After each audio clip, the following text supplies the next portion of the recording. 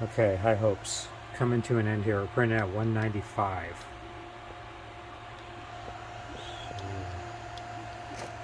You got a lot of beautiful links, but we're looking for one that doesn't have one single string. These all had just at least one little string somewhere, but these are awesome links. The action's good on them. Clean. Here's one of these covers I had. The other three are mods, and then I have this one. You see our fans tipped back 5 degrees. The angle the air comes down is different. I tipped them so that they're more of an angle shooting down, and they're lower.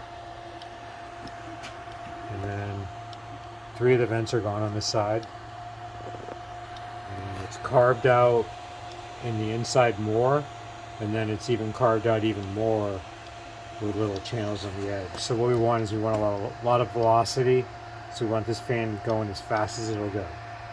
And then we want a lot of velocity we want to drive the air through the heatsink fins. And really when you run this and you put your hand underneath it, surprisingly a lot of air comes out the top and the side. So I got a couple little dividers. See if we have one that's close. This is probably close to what's in there. And if you see, first we tipped it back, then we cut out a large portion of what was in there and put a flat top and bottom to kind of direct the air, and then carved out a little tiny bit more on the edges. So when you look at it from the back side, you see there's a significant amount of air. This comes almost right up to the heat stop, and this is more of a deflector. Also, this whole thing has been dropped like 4 millimeters on its screws. So it's a little crude. Whoa, what's that? I think we need to fix that, huh? No, that is fixed on this one. It's a little crude, especially where the fan is not flush. The front edge is not flush with the fan. So I'm hoping to end this video here and having a beautiful link where we'll have to do take 1000. Actually, I'm kidding. It's the first time I tried to make this video. So yeah,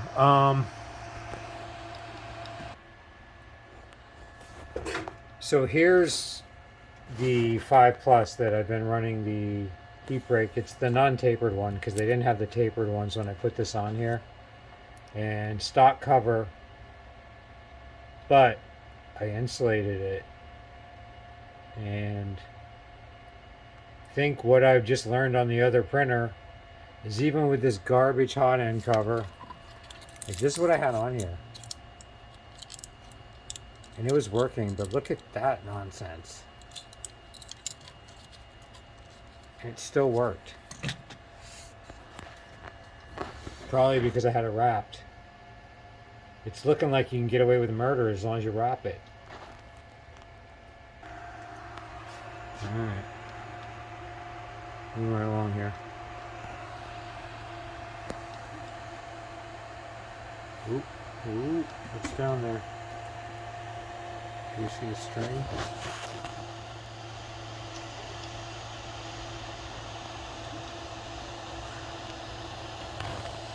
Not seeing any string anywhere.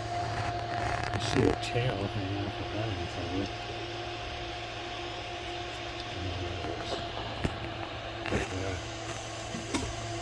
Look at it.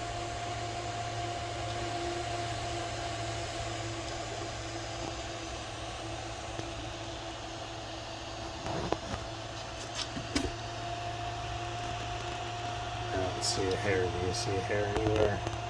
If we do, one little tiny hair and it's a fail. I should be stopping right now. I got a wheel bag. I can hear it in this printer. I got a bearing every now and then that has a little bit of an issue. It makes the wheel drag. We're gonna have to. I actually think this might have been a refurb printer. Alright. Ooh, I don't know, that might be a string right there, I think. Oh yeah, this is not that great. I mean, they are zoomed in, but it's not as good as some of the other ones.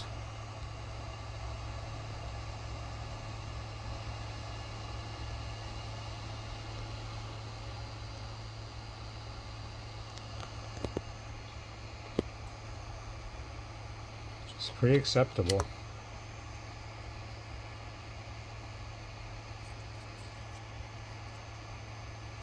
It's a nice link.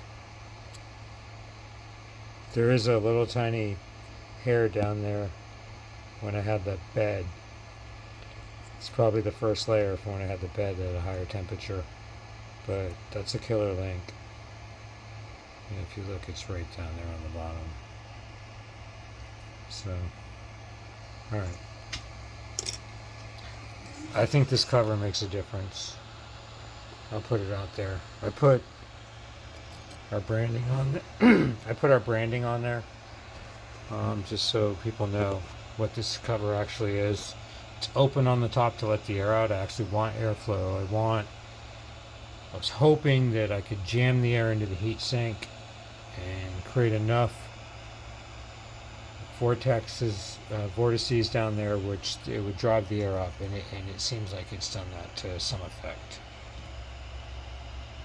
And I thought about putting a heat sink right here on the bottom of this and making a little duct, because I feel air coming out of here. Decent amount. And it's hard to tell if there's air coming out of the bottom.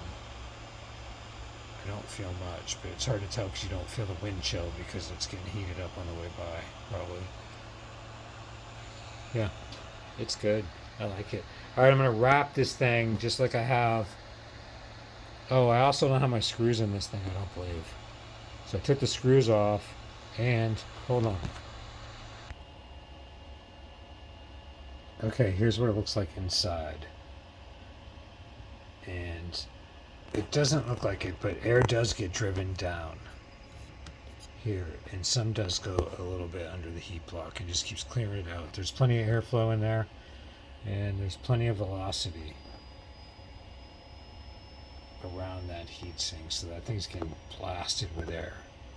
And it's got a little bit passages around the side, so we can take advantage and get some air flowing around the side. Even though this is all pointed down, a lot of this air ends up going up, which is pretty cool. Okay, here's my one cheater move. Do you see it? Right between the heat break. You see what I did there? This one's not cut right, but this is what I have in there pretty much. And to make these holes, I used like electrical connectors, like the spades. I took a lighter and I got the plastic off them, and then I used them upside down and tapped them with a hammer, and it cut right through it. I did it on the back of the vise, and then I cut little slots, and you can insert this in there. This one was cut a little off, but you can insert that in there, and you see it still leaves a little bit of a gap there.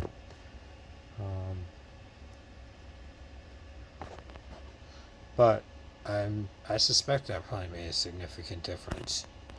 I suspect putting that little piece in there did the same thing as that did, and that's why this worked, right?